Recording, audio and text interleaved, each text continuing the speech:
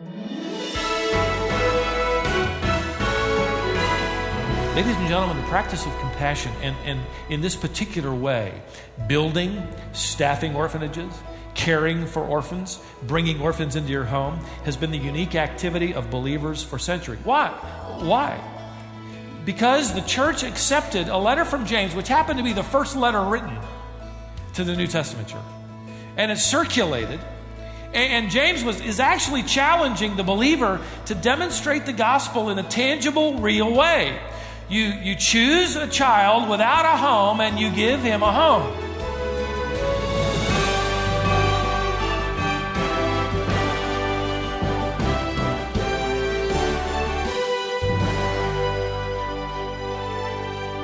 On our last broadcast, Stephen Davey began a message that we are concluding today. It deals with the issue of fruitfulness in the life of a Christian. When we plant fruits or vegetables, we expect that plant to yield a crop. The Bible uses the analogy of fruit bearing to describe us as well. Spirit-filled people bear spiritual fruit.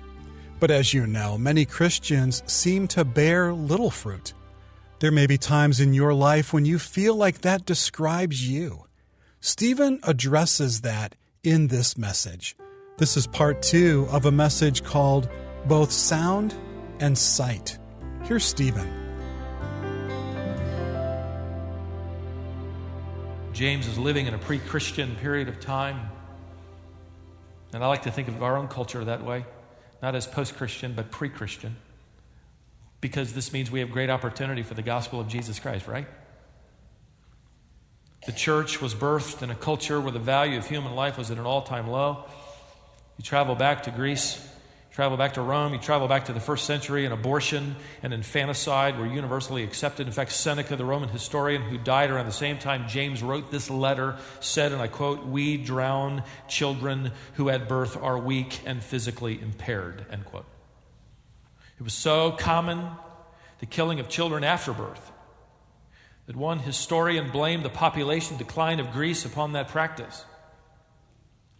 Infant girls were especially vulnerable, simply because they would not be able to care for their parents or carry on the family property through inheritance. So in Greece, it was rare for even any family, wealthy or not, to raise more than one daughter.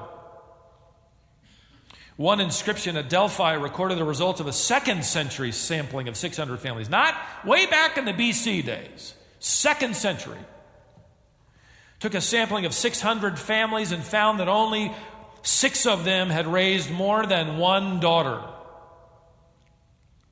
The girls, during the early years of the church, until Christianity took root and things changed in the 4th century, they would be left out on the porches where at night they could be carried away by wild animals or brothel owners to be raised as prostitutes or as slaves. And so the 1st century church began going around at night collecting and raising these children. Why? Because there's value in human life, because life is the creation of God, and God, by the way, happens to have a father's heart. That's the gospel. God is saying through his servant James, he's asking, are you helping those who cannot pay you back? That's a genuine compassion. And that is the gospel, because God can say to us, look what I've done for you, and you can never pay me back. But when we do acts of compassion, we do them not to repay God, which we can't. We do them to imitate God, which we can. And God wants his children then to act like their Father. Paul wrote to the Colossians, I read earlier, therefore as God's chosen people, holy and dearly loved, clothe yourselves with compassion. Now James specifically mentions orphans. By the way, the word visit in your text is a bit weak. It's hard to find an English word that compares to this one. It's a strong word. In fact, it's a word that is used of God visiting his people to give them encouragement and strength and help. It's the same root word that gives us the word episkopos, a word used for the word elder, that is administrating, caring for, seeing to the needs of, as a pastor to a flock, so we are to orphans. So it's a very strong word. In fact, Jesus used the same word when he said in Matthew 25, 35 to 36, I was hungry and you gave me something to eat. I was thirsty and you gave me something to drink. I was a stranger and you invited me in. Naked and you clothed me. I was sick and you visited me. Same word. I was in prison and you came to me. These are all wonderful acts of compassion. And ministries flourish in the name of Christ's church to all of the things we just talked about in this text that Jesus said earlier in Matthew 25. But nowhere, perhaps, at least in the mind of James, is compassion seen more clearly than when a believer serves someone who cannot serve them in return, like taking care of an orphan or a widow. Life expectancy during the days of Christ and for centuries afterwards was only about 30 years, which meant parents would die, often leaving children 8, 9, 10, 11, 12 years of age, penniless, often, and parentless. Justin Martyr, who pastored 50 years after the book of James began to circulate, spoke of offerings collected in the churches for the orphan. Orphans were taken off the streets and reared in believers' homes. Many homes would rear more than one, as many as they could. When Christianity was legalized in the Western world in AD 313, Christians who were caring for many orphans got together and they formed a co-op, so to speak.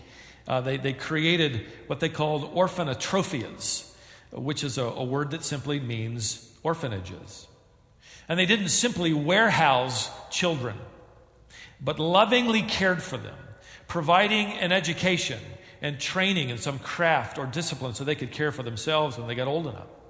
Throughout the centuries where the gospel was received, and that nation which allowed the gospel and the truths of Scripture to provide the foundation of their law and their philosophy, it would be that influence that would bring about this great care, and Christians were always, as it were, leading the way. Many of you are familiar with the name of George Mueller. George Mueller began caring for 30 girls, 30 orphan girls, and then that began to grow. At the time of his death in 1898, his orphanages were caring for, at that time, more than 8,000 orphans. In America, one pastor who was impressed with Mueller's ministry, but his bent and design and desire was to see that orphans actually were in single homes, and so he founded the Children's Aid Society, where he put into practice his beliefs. To accomplish his objective, hundreds of children were networked with farm families up the East Coast and into the Midwest. And they were placed on trains that were dubbed orphan trains. Before they were placed on the train, they were kept for some time and they were trained, and their training including the memorization of the Lord's Prayer and the 10 Commandments and some of Christ's parables and some of the Psalms, so that the Word of God would be in their hearts. And then they were put on the trains which headed northeast.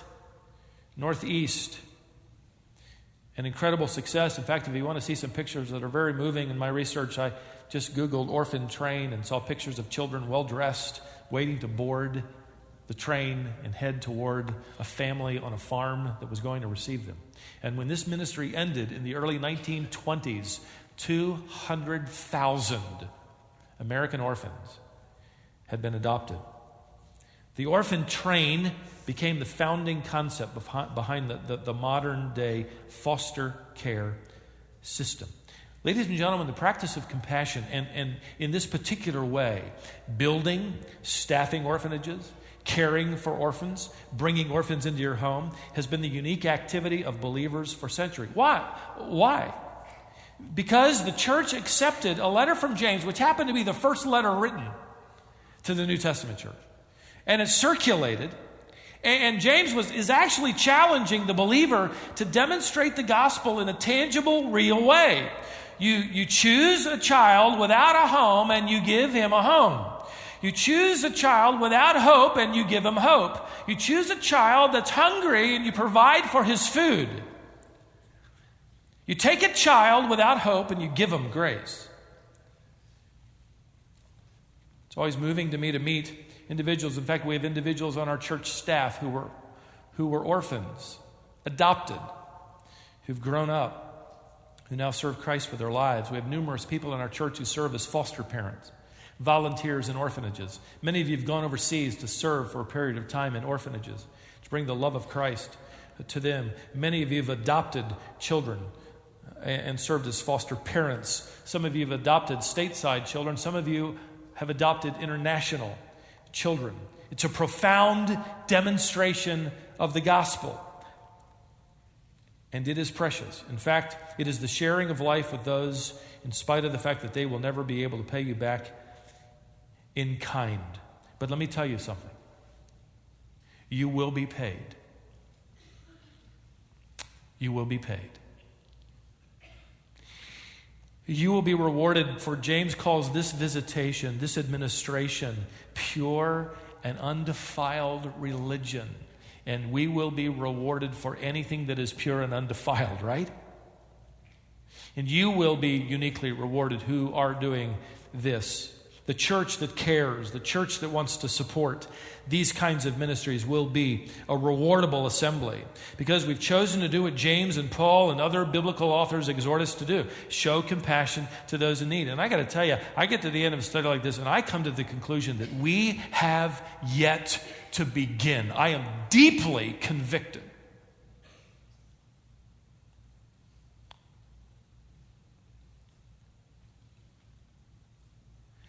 I learned in my study of one payback that came unexpectedly.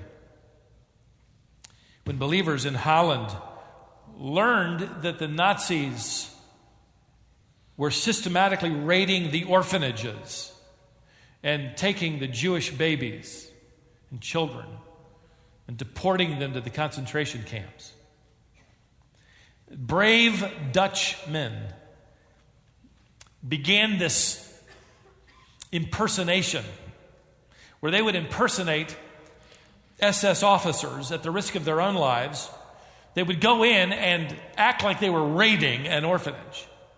And they would collect all the Jewish babies and children. And then they would send them to safe houses. And from there they would be taken and adopted by families that would provide for them. It was great courage. Great courage. One such safe house was the Ten Boom house. Does that ring a bell? You probably have heard of Corrie Ten Boom. Her family would serve as one of the safe houses for these infants, these children, who would then be ferreted out to homes to be taken care of. Peter Ten Boom, Corrie's nephew, would also play a role. When their safe house was betrayed, discovered, all of the Ten Booms were sent to concentration camps.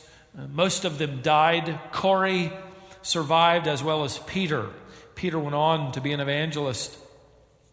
He was older when he was incarcerated in the concentration camp. And on one occasion, as an older man, Peter was in Israel speaking. He was preaching. And he had a heart attack. He was rushed to the hospital. Surgery was going to be needed to save his life.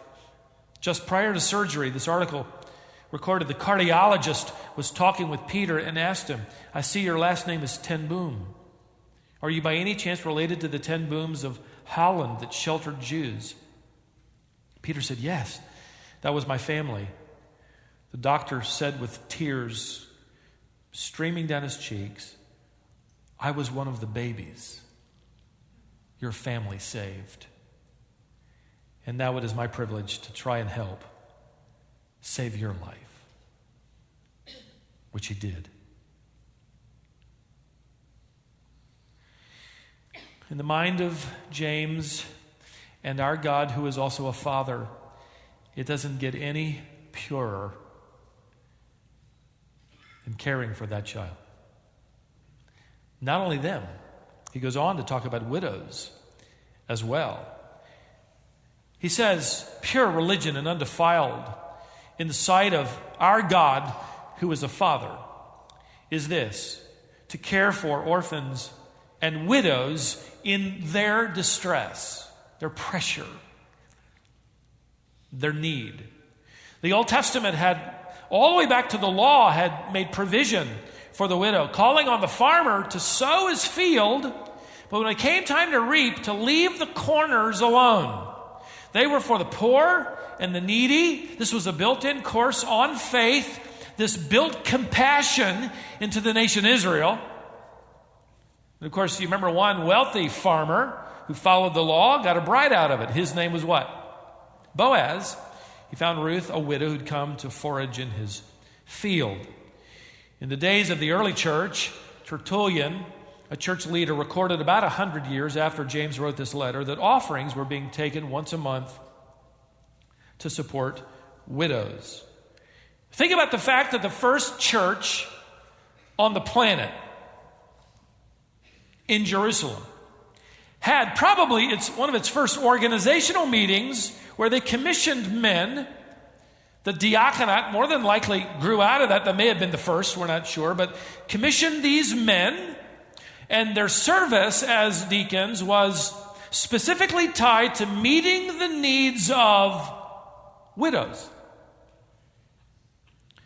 Because the early church, even though it was early and young and close to the truth, and the clouds had barely come back together, that Christ split open as he ascended, already there was prejudice, and the Hebrew widows were receiving financial support, and the Grecian Hellenistic widows were being overlooked, and the solution was not Hebrew widows deserve it all, but let's have some men selected and let them administrate the needs of these widows. James would have been in that meeting. He would become the pastor teacher of this church. And the value of this group of people in the church was elevated, given respect and care. You see, you go around the world today, my friend, and you discover a nation or a culture that does not have the gospel of Jesus Christ, and the value of a widow is next to nothing. You can go to India, where when a woman's husband dies, she is as good as dead. Because, again, of their religion, their theological beliefs, so to speak, even though they have 300,000 plus gods. But the Hindu saying is, and I quote it, if her husband is happy, she should be happy. If he is sad, she should be sad. And if he is dead, she also should die. And so out of that culture came the suti, this widow burning. It became the objective, the responsibility, the expectation that she was to mount her husband's funeral pyre, where he was going to be burned as a corpse. She would be burned alive. If she refused, she was often put there by force, and often by her own sons. If she somehow eluded this practice, she was forced to shave her head, thus becoming unattractive to future husbands. She was allowed only one meal a day. She was never allowed to be around a pregnant woman under the belief that her glance would bring a curse. So you look at the ministry of a William Carey who brings the gospel there, and you read his biography of how he, with great passion, fought the suti. He fought against widow burning. He would go to where they were going to burn a widow, and he would preach the gospel. He begged them with tears, don't do that. It was eventually outlawed, primarily because of the gospel, which had taken root. But it still isn't a practice that has completely gone away. In fact, as late as 1987, Time magazine carried the article of an 18-year-old widow who voluntarily mounted the pyre, holding her husband's head in her lap, asked for the pyre to be ignited. The article revealed that a throng of cheering women, if you can imagine that, supported her action. After she was virtually cremated, thousands of women came to receive blessings from the ashes of this dead widow, believing with their religion that she had now become a goddess. The gospel delivers a different message, doesn't it? There is a future and a hope for everyone, widows included. The death of a husband is not the death of hope, because it is not the death of God. And because of our maturing walk with God, we're challenged to demonstrate the differences of Christianity in our conversation, in our compassion, and finally, quickly, in our character. James ends verse 27 by writing, "Keep oneself unstained by the world." The world. What does he mean? That word translated refers to the world's system, the world's way of thinking. It's a word that most often is used in the New Testament to talk of fallen, ungodly mankind and their ungodly morals, but also, and this is the point I believe James is making, their ungodly value system. What they consider to be of value. And that's the context of this paragraph. Christianity is going to turn everything upside down, in doing so, right side up. The world would say, use your tongue to promote yourself. Talk about yourself. Build yourself up. Get out there. You're the greatest. Believe it, whatever. And James says, put a bridle on that kind of speech. Compassion. Well, I'm going to help people who belong to me. And let me tell you, that isn't some distant philosophy. That's what you and I struggle with today. And then in our conduct, he says, don't buy into the world's value system. They've got it all wrong. Keep yourself untainted. You could render that unstained. And you immediately think that's not possible. I live in a dirty world and it rubs off on me. Yes, it does. That's why the verb tense is present tense. You have to deal with this daily. One more daily activity. One more daily discipline. That's why we take our hearts and our minds regularly to a divine dry cleaning system. We have a wonderful cleaner, don't we? Have you ever gone around with a stain somewhere and you didn't know it? Maybe right on the front of your shirt or blouse, and nobody told you about it, and you wondered at the end of the day when you finally saw it in the mirror, how many people saw me like that? What's even worse is if you knew it and didn't care. And that's what he's talking about. When you're stained and you know it, deal with it. So go to the cleaner, so to speak, who specializes in stain removal. But I don't think James is talking about just any kind of stain. I think he's thinking specifically in this context. It's easy for us to become stained with the value system of our world. That life doesn't matter. That the preborn is just a mass of tissue. That the deformed need to be shuttled away. That poor people are probably getting what they deserve. That if I give that guy $1, I'm really not going to solve his problem, and so, he could work anyway. That orphans aren't our concern. That widows aren't our responsibility. They don't belong to our family. That you serve only somebody that can pay you back. That's a business deal, right? It's not compassion. You see how easy it is for us to adopt the value system of our world? So how do you keep yourself clean? How do you keep your religion pure? How do you keep your tongue bridled? Let me give you 3 things quickly and we'll wrap it up. Number 1, we refuse to defend the slightest infraction of an unbridled tongue.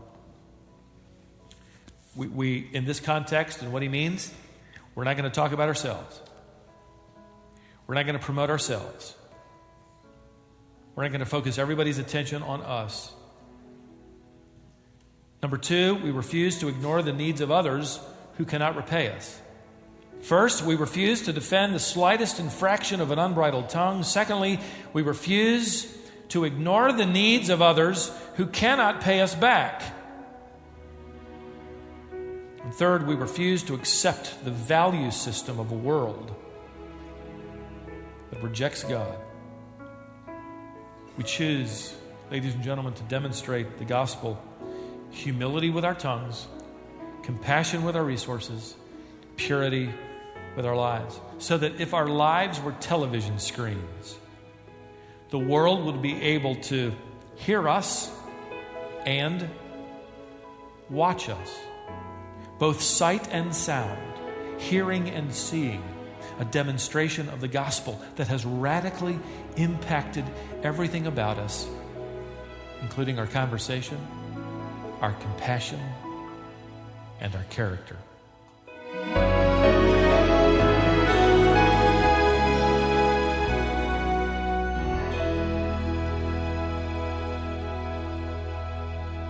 With that, we bring to a close this current teaching series. You're listening to Wisdom for the Heart. Stephen Davey has been teaching through the early verses of James in this series called Bringing Faith Down to Earth. Before we end our time today, there's a couple of resources I want to make you aware of. Stephen has written a commentary on the entire book of James.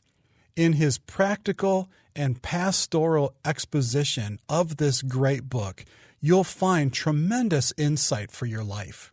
During this series, we've been making it available at a very special rate, and today is the last day to take advantage of that. We've also had several people use it as a guide for a group Bible study. And again, it's available today at a special rate, and you can order as many copies as you want. I also want you to know that if you want to listen to this series again or share it with a friend, you can do that as well. You can download the audio files and the printed manuscripts from our website at no cost to you. But if you prefer to have it on CDs, we can help you with that as well. The book and the CD set are available on our website, wisdomonline.org. You can also call us at 866-48-BIBLE. That's 866-482-4253. And I hope we hear from you today. Our mailing address, if you'd like to write to us, is Wisdom for the Heart, P.O. Box 37297, Raleigh, North Carolina, 27627. Let me give you that once again. You can write to us at Wisdom for the Heart, P.O. Box 37297, Raleigh, North Carolina, 27627. On our next broadcast, Stephen begins a series called Armageddon and the Fall of Babylon. You won't want to miss that, so join us next time here on Wisdom for the Heart.